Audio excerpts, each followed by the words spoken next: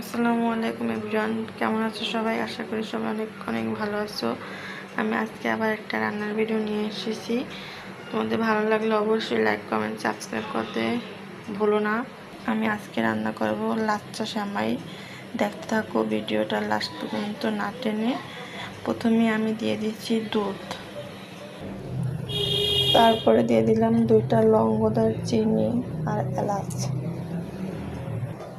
তারপরে দিয়ে দিলাম সামান্য একটু পরিমাণে লবণ।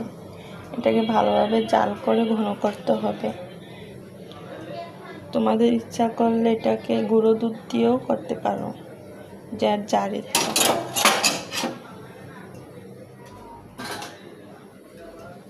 এটাকে আমি ভালো করে জাল করে টানিয়ে নেব।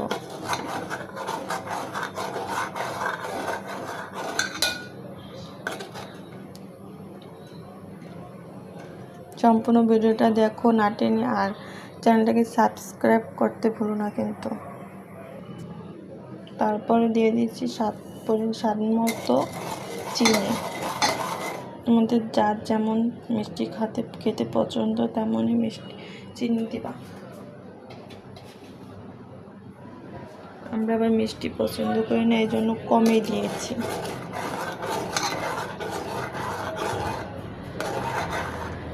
ফুটে আসা পর্যন্ত জাল দিতেই হবে।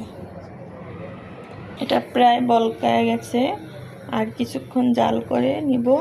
তারপরে দেখো চুলার থেকে নামিয়ে এখন আমি 2 মিনিটের জন্য একটু হালকা ঠান্ডা হতে দেব।